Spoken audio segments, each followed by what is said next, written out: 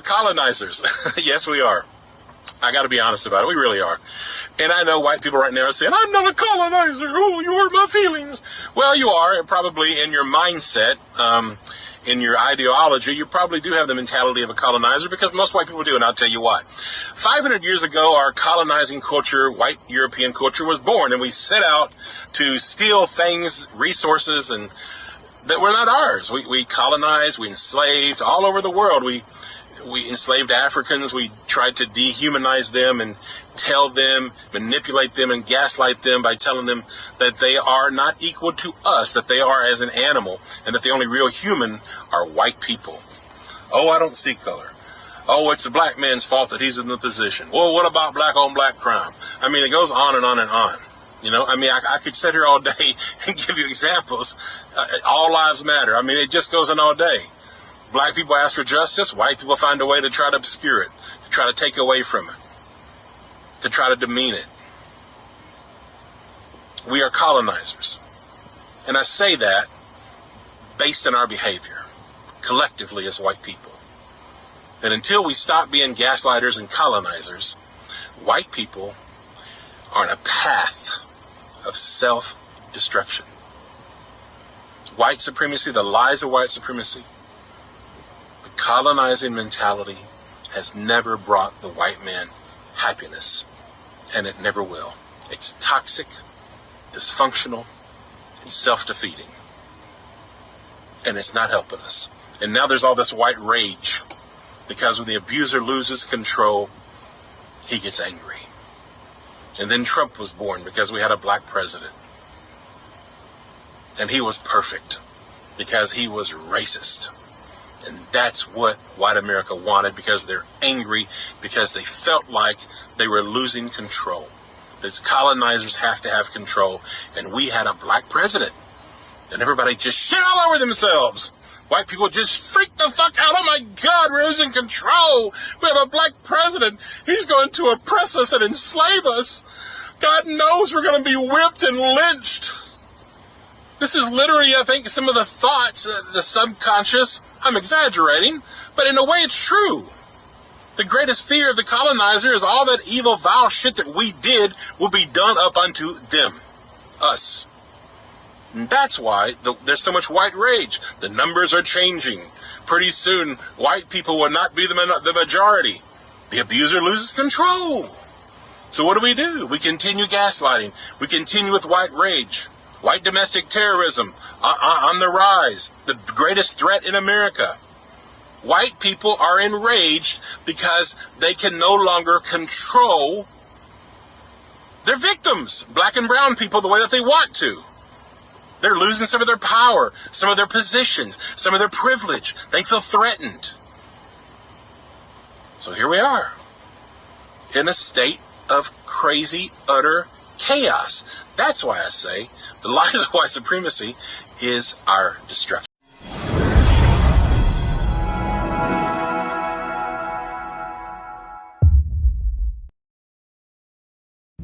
I created this channel so that I can bring more educational and more educative videos, so that we can all get to know these issues that affect us as a black community, issues that affect us as a human race, you know. So I will keep on striving to bring you more content and more. So there has been this white rage all over, and white people get pissed when they are called colonizers, you know. And of course they are colonizers. They are colonizers. They came here, they colonized us. They are the enslavers. They colonized us in Africa. I come from the continental Africa, so I know how it feels.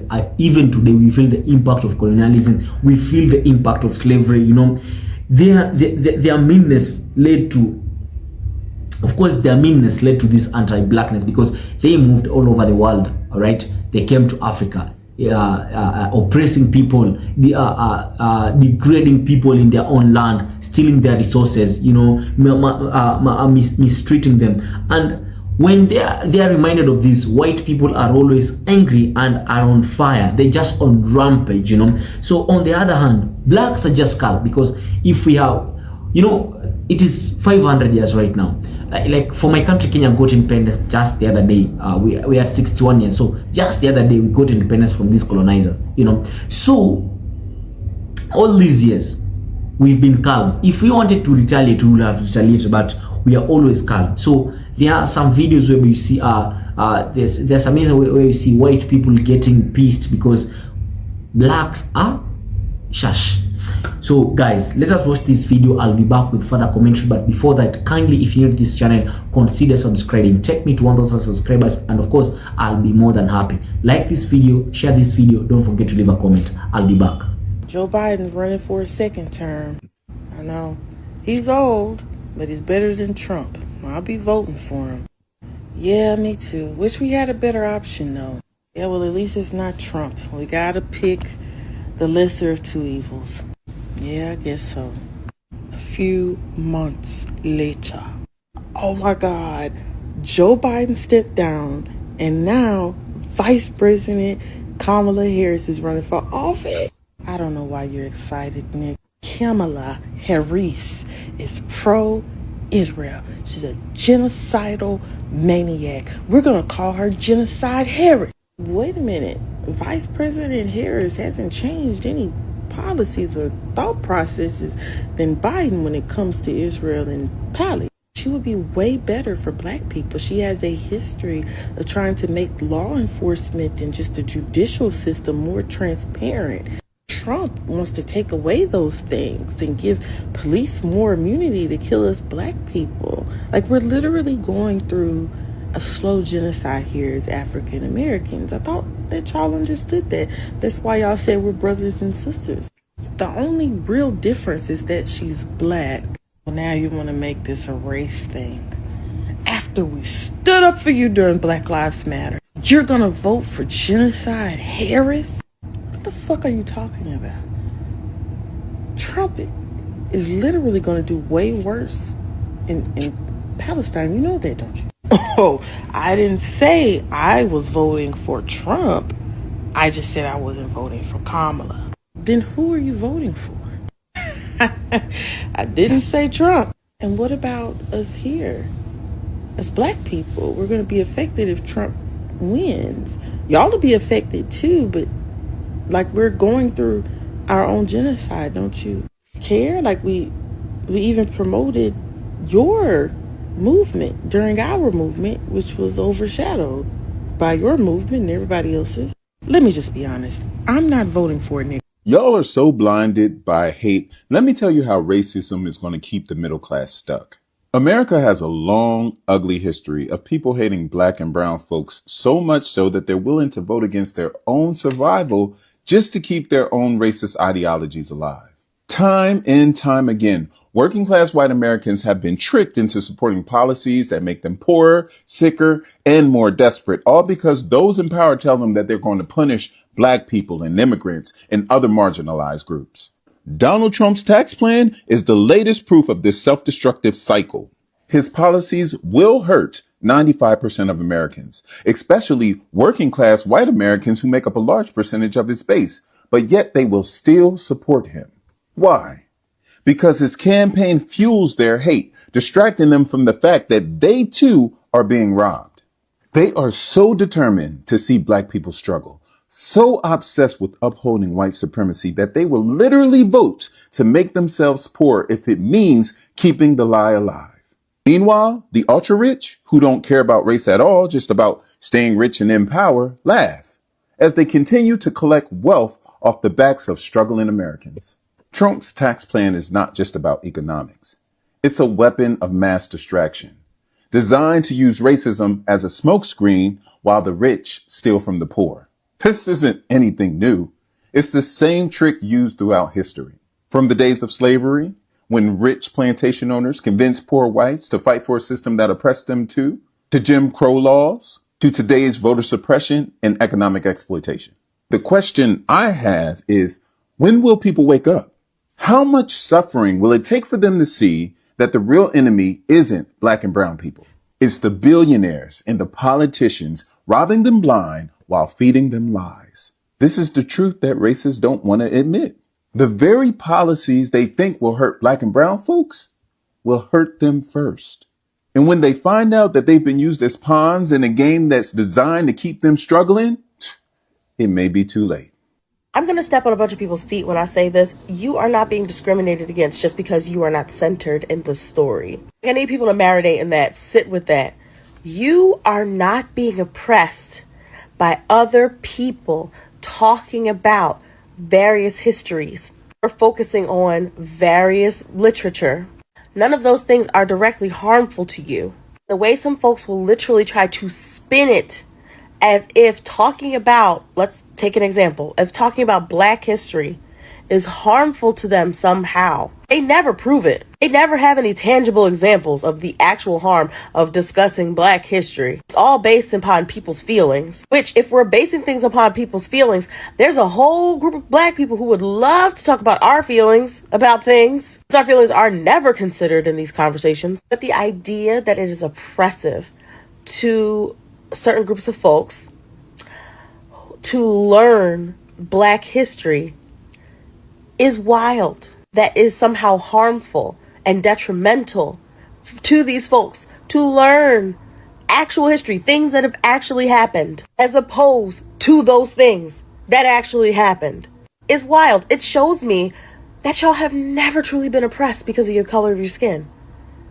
Like, y'all have never experienced that. When I'm having these discussions here on this forum and folks come on and they leave their comments when I ask them for examples of how this is oppressive to them, you know what some of those comments are? Black history section at the bookstore. Netflix having a whole Black section. The Black hair care aisle. Do y'all see how that's like wild? That other people simply existing, simply talking about existing, or in the case of the hair care aisle, simply caring for our bodies is somehow oppressive to folks who are so used to being centered that they lose their marbles when they hear or learn or are confronted with the idea that other people exist in this world and may want a little scalp moisturizer or may want to read a book that talks about our experiences, or may want to watch a love story that features Black love. That's the worst you gotta deal with? The idea that other people simply exist? That's the worst you have to deal with? Also, let me say this, because y'all think that everything Black people do is cool without giving Black people credit for it. Oppression is not fun. Being oppressed is not cute. Being harmed in so many different ways just because of the people that you come from is literally not fun. And I don't know why so many people want to be oppressed. I mean, outside of the fact that y'all think that everything Black people do is cool. I mean, a bunch of y'all walking around with do-rags right now trying to get waves. And I'm like, baby, you enjoy those cornfield looking locks. Like, that's fine. Baby, y'all don't even know what this stuff is for. A bunch of y'all were throwing oil in your hair and like y'all didn't know what that stuff was for. Like, it's weird. It's strange. It's odd. It's getting strange. It's okay if you're not centered in the story. It's okay. Other people exist. Other people could tell their perspectives. Other people matter too. Like, wasn't that y'all big thing that all lives matter? Isn't this a prime example of that? Breathe. It's okay. Other people exist. You'll be fine. You'll survive. I still, for the life of me, will never ever understand how anyone believed that Donald Trump winning would be a better option or a better choice than Kamala Harris winning, or that Kamala Harris and Donald Trump would be exactly the same. Now, I'm one of those that understand, as a Democratic voter, how weak the messaging apparatus truly is. They're not the most clear on how they're different from Republicans on a multitude of different issues, Palestine being one. Now, with Kamala Harris, she was crystal clear on how she differed from Donald Trump on a lot of different issues, to include Palestine.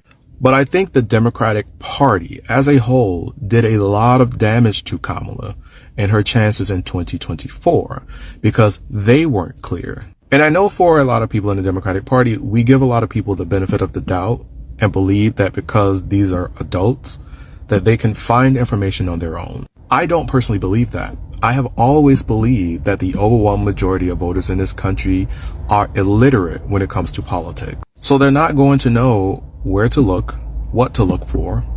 And if they do start looking, they might start looking for confirmation bias of things that they already believe. So if they believe that there's no difference between the Democrats and the Republicans, the confirmation bias that they're going to look for is how the Democrats and the Republicans are similar on these issues. So it is incumbent upon the Democratic Party establishment to work on their messaging apparatus. Even if the Democratic voters are basically saying that they're not going to participate in protests, you won't be seeing them at these town halls, that they're going to be sitting out for the next 4 years, specifically the 92%. The politicians still have work to do. They still have to show that they are willing to fight. And for a lot of these Democratic politicians, they are not trying to meet the moment. They're not trying to meet the moment. A lot of these older Democrats are not trying to give up power to the younger generation. There's absolutely no reason why AOC and Jasmine Crockett shouldn't be front and center in the Democratic Party, because they are doing a lot of the heavy lifting. And a lot of these older Democrats are trying to engage in respectability politics with a party, a large portion of the country that doesn't give a fuck about respect. Even the current sitting president of the United States that is literally trying to undermine the Constitution. We are so beyond respectability politics. In the next couple of years, the Democrats have to work on their messaging apparatus. They have to break it down, Barney style, in a way that the dumbest voter in this country can understand. And I'm going to stress, the dumbest voters in this country can understand. I know that the Democrats are still trying to hold on to this PC messaging, but at this current juncture, we have to be comfortable calling people exactly what they are. Because if you fell for a Trump scam again, you are dumb. A lot of these Trump voters are losing their jobs, losing their benefits. Their families are being deported. They are literally watching their families being genocided because this man basically says he wants to turn Gaza into a resort town. So they need to understand just how dumb it was to vote for this man. You're not smart voting for a man that's literally telling you that he's going to harm you. You are dumb. And that's what the Democratic Party has to start with. That we have a bunch of dumb voters in this country. And when you start at that honest point, then you can actually start doing your messaging that becomes more effective. And you can sell the populist platform that benefits a lot of these voters, even the dumb ones. You know, Republican voters love to say, Donald Trump is your president. Why can't you accept it? Donald Trump is your president. You need to get over it. But I hope you guys know, for most of us, we have accepted it. We understand he is the president. Some of us think the way he became president is a little shaky. Probably needs to have some extra eyes look into that. But at the end of the day, we know he's in the Oval Office. The problem is, it does not stop there, okay? It's never supposed to stop there. See, when you guys vote, and your leadership understands this, your representatives understand this, when you guys vote, you think voting that person in means you send them to Washington, and then they wave a magic wand, and they fix all of your problems. You think, I voted for Donald Trump, he won. Now, just by him being there, everything that I was concerned with before he became president is going to change. What do I have to follow up with him about? He's there, he's gonna do it. But ladies and gentlemen, this is not Hogwarts, okay? This is not the Ministry of Magic. He's not showing up there and saying a spell or two, and you have lower grocery prices. You have more affordable health care. You have all the things that are currently making your life more difficult fixed. No, those changes take actual work, okay? They take negotiation. They take litigation. They take all of the pressure that comes from the people in order for our congressmen, our senators, and the president himself to act in our best interests, not in their own. It's funny you guys say you don't like socialism, but you seem to love the idea of the government taking care of all your problems once you get the people in there that you like. I'm very sorry, ladies and gentlemen, that is not our reality, okay? We absolutely need to keep questioning what these people do every single day. The pressure people have been putting on these senators, the pressure people have been putting on this congressman is why they are telling the muskrat that he can no longer act with unilateral power. I bet you if we weren't constantly asking, what does he do? Why is he doing it? How does he have the power to do it? Isn't this constitutional or unconstitutional? I bet you if those lawsuits weren't getting filed and those judges weren't looking into these cases because of the people constantly asking questions, we would not have seen any change on that matter. This is why the American people cannot just accept that he's president, go home, and not ask questions. That's how we got here to begin with. So instead of focusing on all of us complaining, I'm telling you right now, you guys need to be complaining a lot more. It's obvious that many of you do not understand what restorative justice is. Restorative justice is compassion.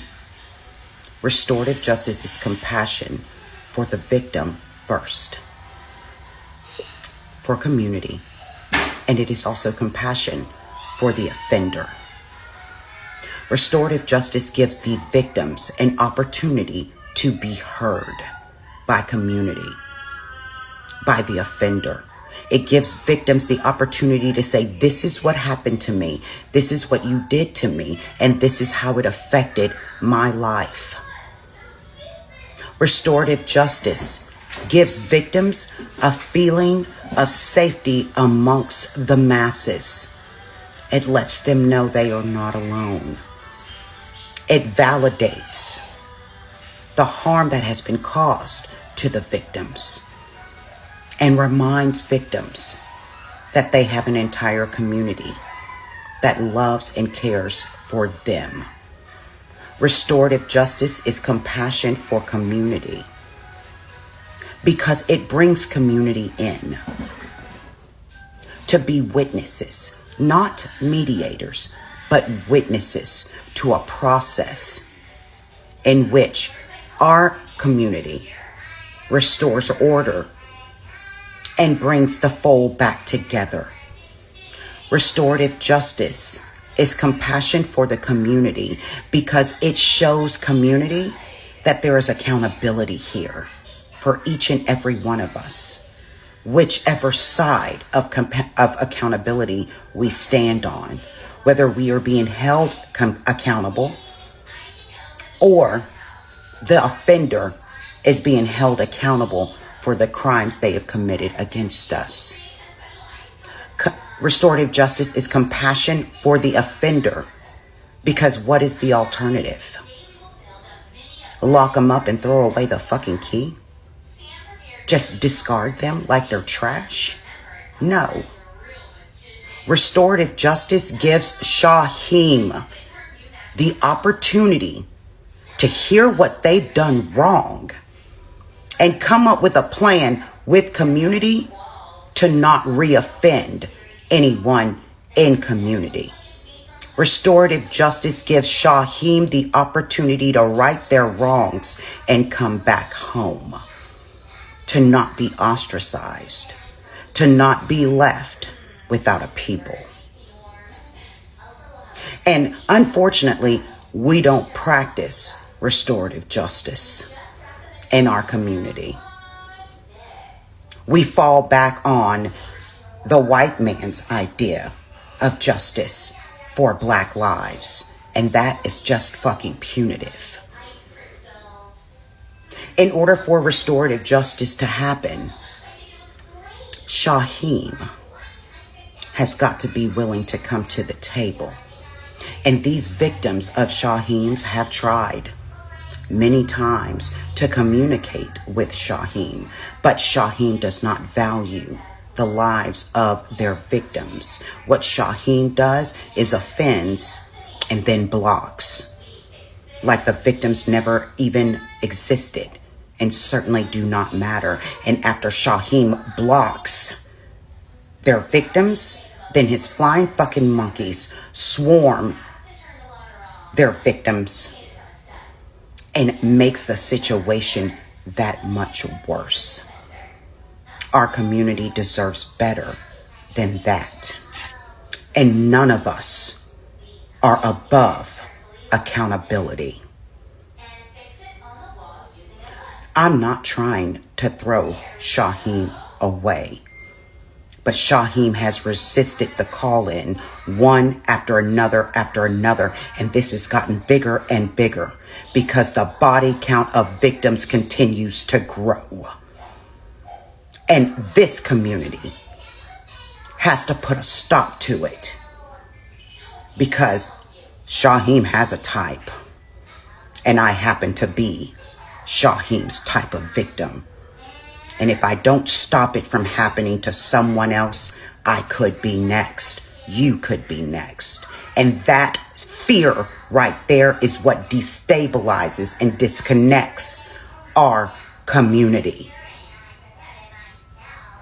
Restorative justice is in order, so we can protect, care for, and clean our own communities without outside interference. And if you have a problem with people being doxxed, so do I. That's one of the things that we need to be talking to Shaheem about. If you have a problem with people calling Shaheem's job, Shaheem is a fucking therapist. And there is a level of accountability in that profession to do no harm. And you should also consider if Shaheem had respected their victims enough to actually sit down at the table and discuss the harm that they have caused in community, those victims would not now be seeking other alternatives for justice. Restorative justice is in order, and you've not seen it practiced very often, but that doesn't mean that this isn't it. That doesn't mean that this isn't it. You just don't like it because Shaheem is your problematic fucking fave.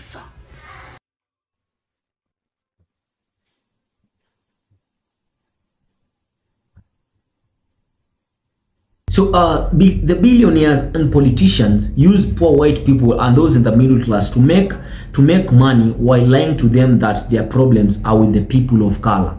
You know, so white people are extremely racist to an extent that they can vote against their own best interest to see black people and other people of color suffer.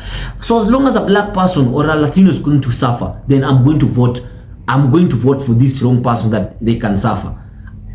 Their own interests are not taken care of, and they know that if they're going to vote for that wrong person, they're going to be voting against their own best interests. But what are they looking forward to?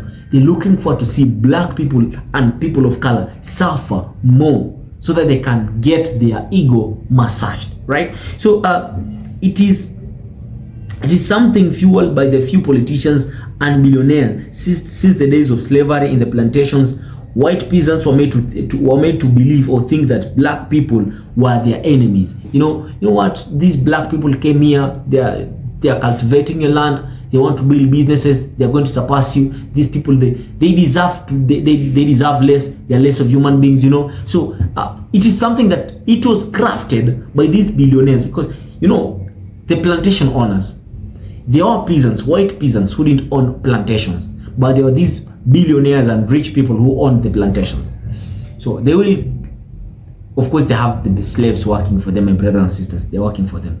But then they will go to the peasants, gaslight them that, you know what, they're taking away your jobs, just like the card that Trump was just using the other day. He was saying that the immigrants were taking other people's jobs. Yes, yet the white people themselves are also immigrants in the United States. So white people getting agitated by blacks following their ways and learning their history is just diabolical. So you see that white people get pissed when black people just follow their own ways. They get involved in their own ways. They don't want drama, a lot of drama. They don't want to cause mayhem.